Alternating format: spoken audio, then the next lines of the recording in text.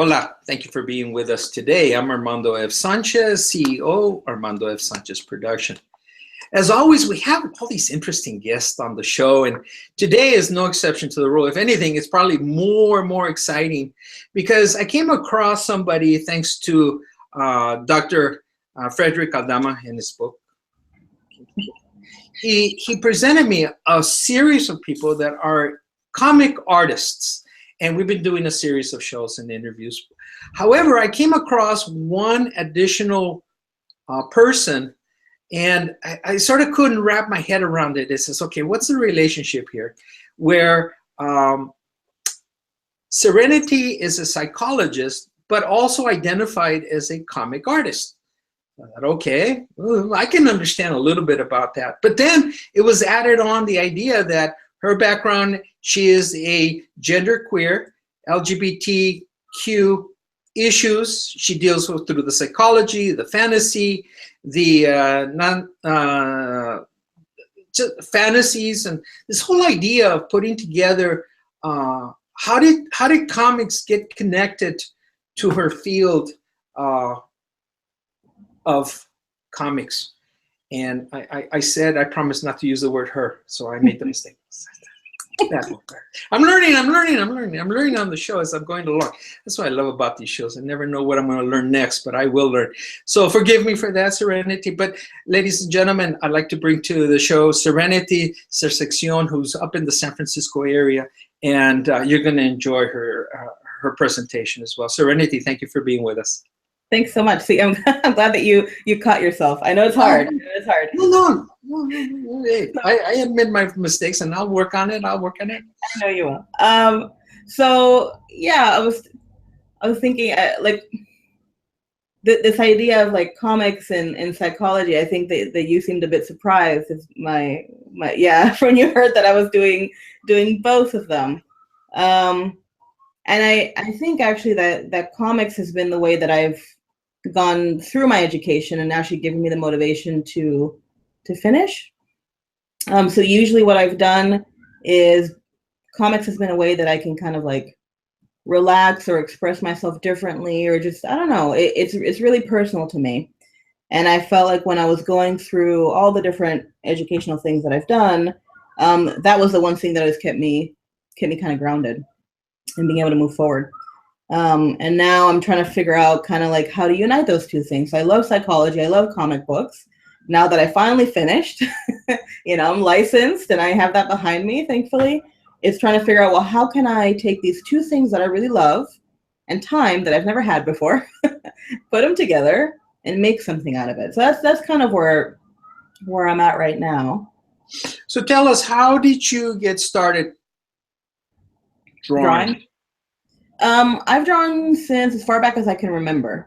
I would say that the only reason I don't draw more is, life, school, whatnot. I think if it weren't for that, I probably would be doing comics full time, because I would have probably just done comics the whole time, But because I really love psychology, I decided to go for this program that took a very long time.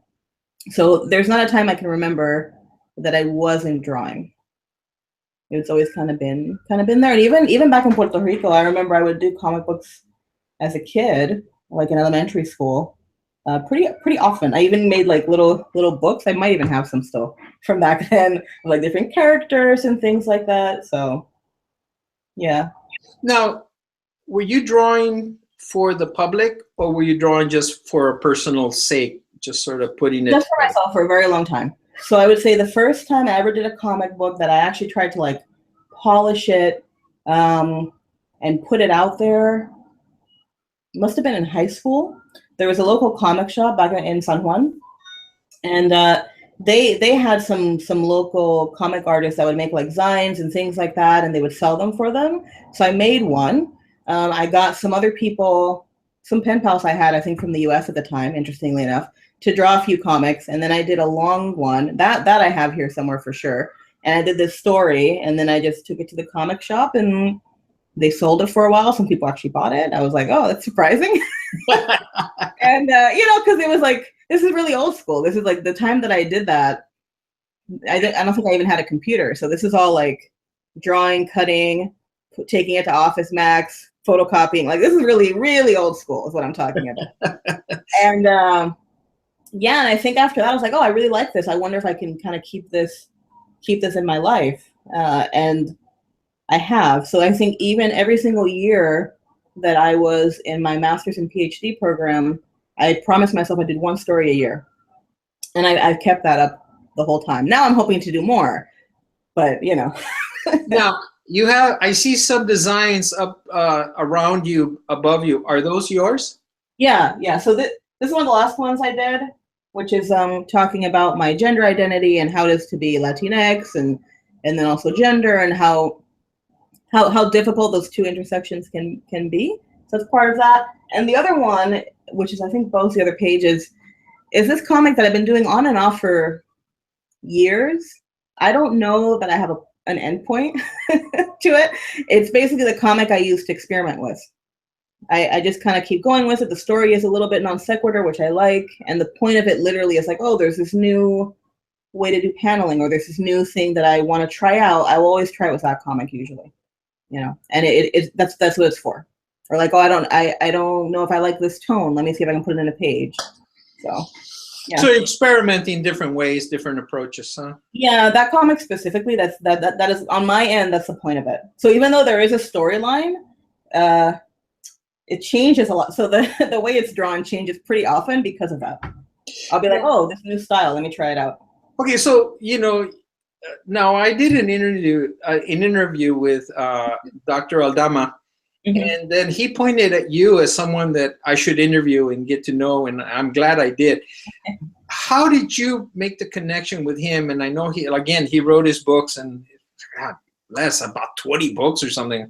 Yeah. One of them, and I want to thank him for autographing the book to me. What was the connection? How did that connection? Met at the Latino Comics Expo, the one in San Jose. Oh. And I want to say that was right at the end of my PhD program. So it was pretty hectic time. And then I knew that they were here. So I was like, no, I have to go. So I got all my comics. I went, and he was, I think, sitting like right next to me. And that was it. That's literally how we met. You know, actually, I met a lot of cool people from there. So it was really nice to see that, because most of the conventions I go here, even though there are some other like Latino people there, I wouldn't know. And actually, I would say most aren't. So that's the first time that I can meet other people who are more similar to me. Yeah. Now, you've been very, very busy getting your PhD. Yeah. You know, and then on top of that, doing your therapy hours and all that. You know, I can understand and applaud your work as well. Now that you're breathing a little bit, now you can sigh and pay your bills. Now you know you're getting a paycheck, and you're teaching as well. Yeah. Do you see a need or the potential of doing a comic series that would help the LGBTQ community, help sort of the communities at large, the Latino community, understand? Mm-hmm. Yeah, that's actually what I really want to do. Still not sure what it's going to look like or how I'm going to do it yet, but I think for a while I've been trying to figure out how can I make more of an educational series through comic books. Because for me anyway, I always do a lot better learning if there's some sort of visual anything. And comic books are much easier for me to learn than anything else than reading a book. Even though books are great, you know, there's some things that are just easier if they're in a comic book format. So I've been thinking about doing it for the Latinx community, the LGBT community, and some of the other areas that I have an expertise in, because it's like, well, I could explain these things in a way that might be easier to understand. And that is what I would like to do. Now, what that's going to look like, I don't know. But I would like to try to sit down and figure out, okay, how can I take these two things that I know about and combine them in a way where I can teach people. So that is what's been on my mind. Sure, like you said, but now you're starting to have the time again back on a personal level, because again, writing the dissertation is a huge amount of research work. Ladies and gentlemen, we're talking to Serenity Serseción, and she's a psychologist and just got her PhD, so un aplauso. Could you please give our viewers a contact information where they can learn more about your work? Yeah, they can email me. So at Serenity Serseción PhD @gmail.com. That'd be the easiest way to contact me. Okay. when you teach, do you also use your comics to get your point across? So I haven't done it as much, but I will admit that I have been sneaking in some comic pages in my presentations. I do have comic pages from people that I know local too. So I don't always tell them that it's me, but sometimes they do figure it out, because most of my comics, if they're about me or in psychology, it does look like me. And so there have been times when I'm like, I don't know if I should tell them or not, because is it really relevant? And some students will be like, wait a second, is that you? Because, you know, I'm standing there, right? And the picture's right next to me. I remember one time, because almost identical. I mean, yes. One time a student said, you know, if your hair were longer, that would look like you. And I was like, oh, it's because I drew this 4 years ago when my hair was long. So I mean, that.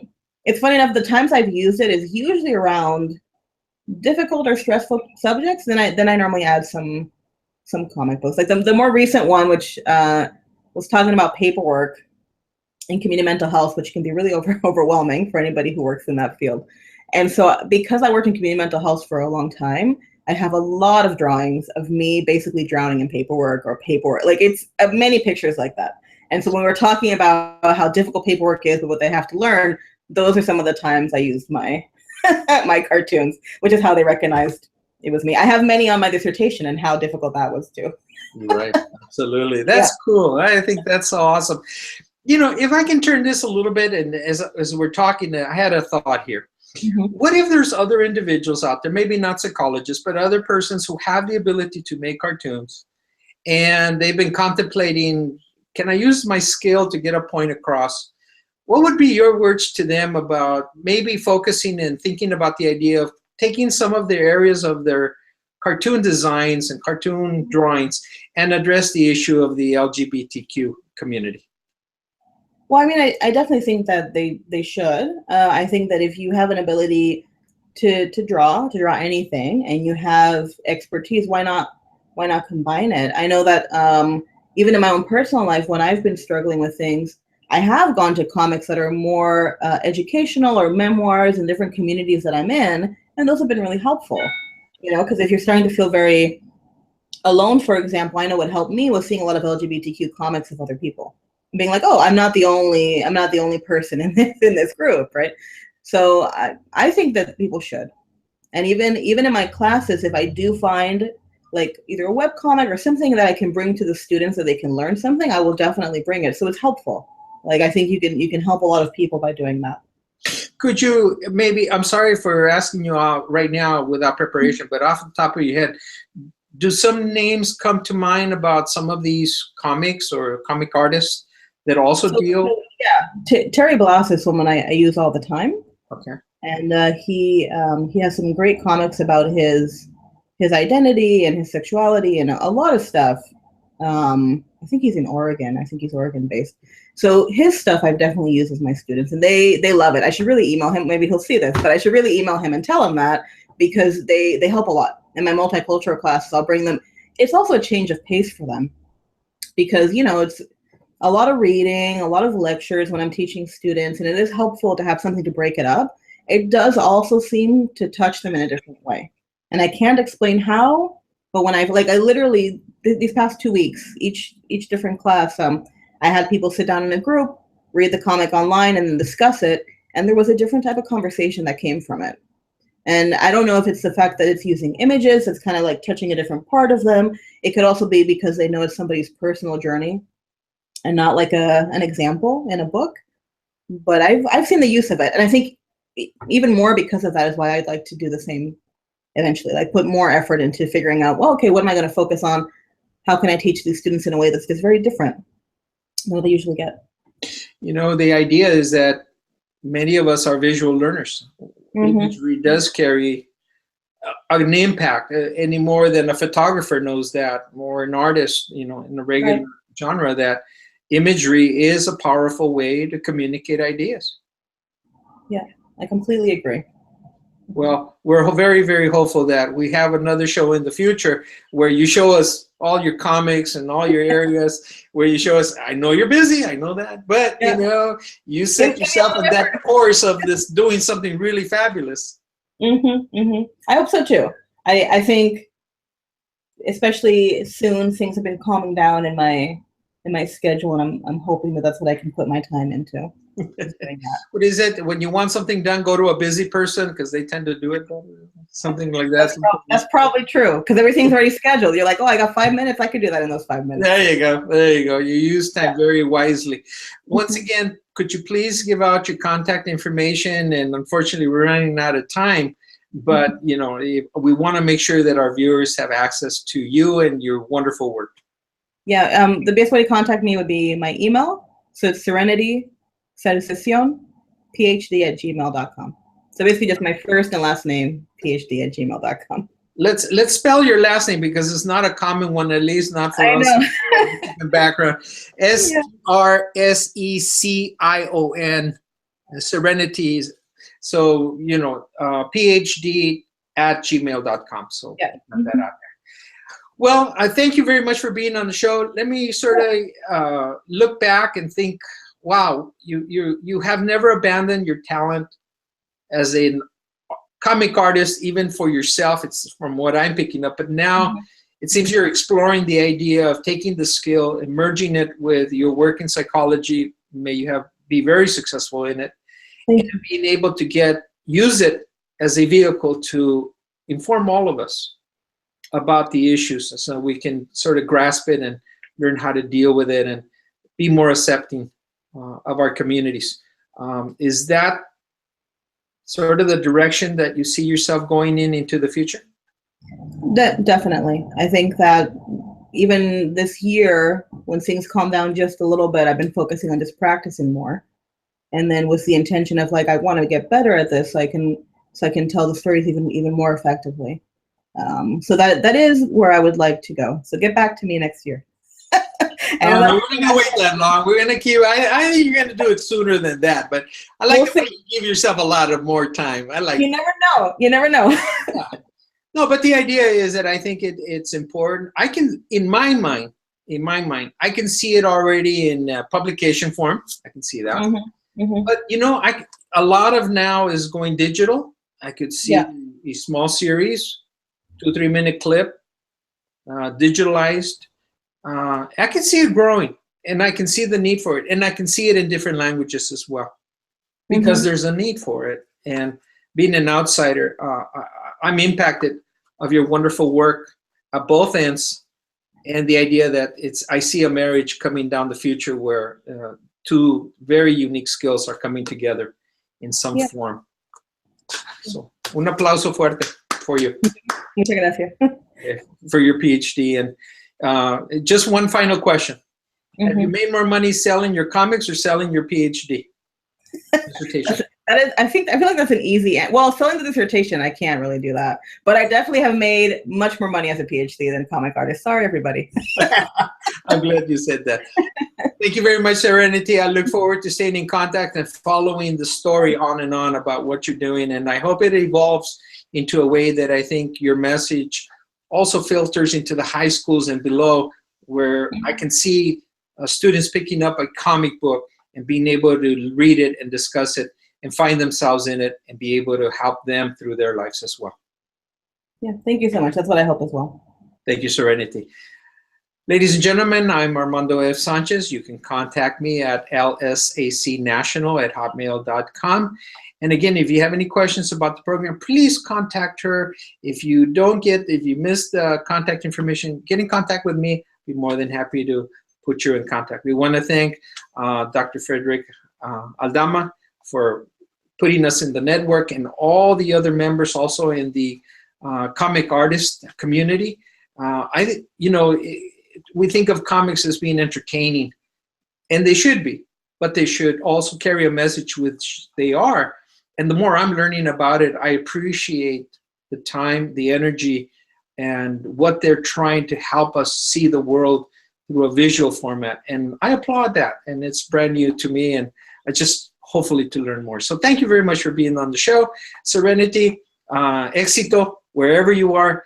Please continue drawing, and thank you for educating us. No problem. Adios.